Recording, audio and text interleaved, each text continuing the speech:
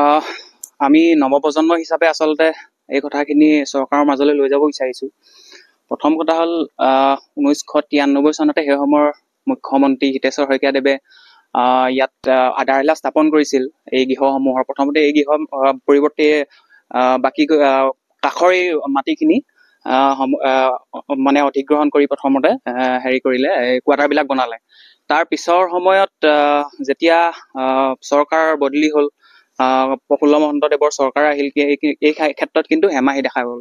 পিছৰ সময়ত আকৌ 2005 চনত যেতিয়া ডক্টৰ হিমন্ত বিশ্ব শৰ্মাদেৱ আমাৰ সনামখলৈ আহিছিল এক ৰাজনৈতিক নিৰ্বাচনী প্ৰচাৰৰ বাবে, সেই সময়ত তেওঁ নিজে কৈছিল যে সনামুখা আঞ্চলিক যিখন হস্পিটেল, যিখন প্ৰাথমিক স্বাস্থ্য কেন্দ্ৰ এখন বনাই দিয়া হ'ব।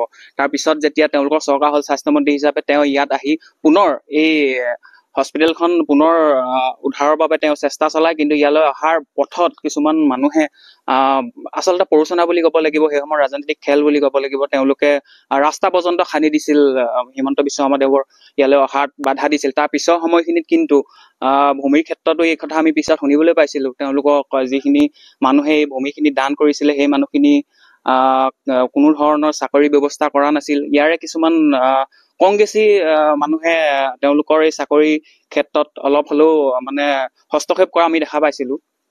সেই তাৰ পিছৰ সময়খিনি ৰঞ্জন দত্তই বিধানসভাত এবাৰ উত্থাপন কৰিছিল কথাটো, কিন্তু এই কথাবিলাক কেতিয়াও কিন্তু প্ৰসংগিত হৈ নপৰিল।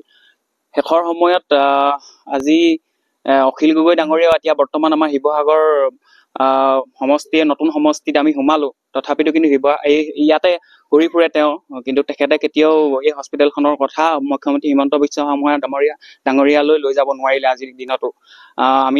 আমি প্ৰজন্মটোৱে এইটোৱে বিচাৰিছো, নতুন চৰকাৰখনে এই ক্ষেত্ৰত মনোনিৱেশ লওক, তেওঁলোকে আমি তাকে আশা কৰিছো। কিন্তু আজি পৰ্যন্ত এক মুকলি কৰি নিলে ৰাইজৰ সুবিধাৰ্থে।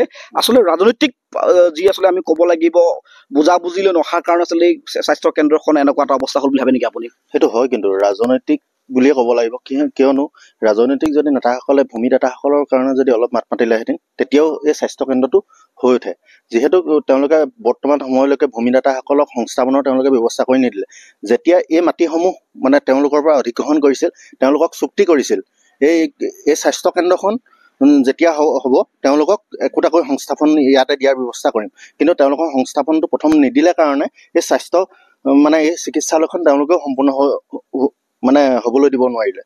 সেইটো কথা। আৰু এটা কথা আপোনাক মই পোনে পঢ়িম, যিহেতু যে কংগ্ৰেছ চৰকাৰৰ দিনতে ইয়াৰ ভূমি অধিগ্ৰহণ কৰা হৈছিল আৰু প্ৰয়াত মুখ্যমন্ত্ৰী হিতেশ্বৰ শইকীয়া ডাঙৰীয়াই আচলতে ইয়াত আপোনাৰ আধাৰশিলা স্থাপন কৰিছিল। পৰৱৰ্তী সময়ত কিন্তু দেখা গ'ল যে মুখ্যমন্ত্ৰীজন আচলতে সলনি হ'ল, চৰকাৰ সলনি হ'ল, আৰু হিতেশ্বৰ শইকীয়াৰ দিনত শুভাৰম্ভ কৰাৰ কাৰণে অসম গণ পৰিষদৰ চৰকাৰখনে আচলতে ইয়াত মনোনিৱেশ নিদিলে বুলি ভাবে নেকি আপুনি? হয়, সেইটো যিটো এটা ৰাজনৈতিক কথা তেওঁলোকৰ, কিন্তু যেতিয়া এবাৰ এই চিকিৎসালয়খন অলপ সম্পূৰ্ণ হৈ উঠিছিল, সম্পূৰ্ণ হৈ ইয়ালৈ চিকিৎসকো আহিছিল, যেতিয়া সম্পূৰ্ণ হৈ উঠিল, যেতিয়া মুখ্যমন্ত্ৰী নহয়, তেতিয়া শিক্ষামন্ত্ৰী হিমন্ত বিশ্ব শৰ্মা তেওঁ যেতিয়া সনামখলৈ আহিছিল, সেই তেতিয়াই কি হ'ল, ইয়াত কিছুমানে ৰাজনৈতিক প্ৰৰোচনাত এই ৰাস্তা ঘাট কাটি দিলে। ৰাস্তা ঘাট কাটি দিয়াৰ কাৰণে তেওঁ সেই হিমন্ত বিশ্ব শৰ্মা ইয়ালৈ আহিল, আৰু সেই তেতিয়াৰ পৰা চিকিৎসালয়খন সম্পূৰ্ণৰূপে বিচ্ছিন্ন হৈ পৰিল।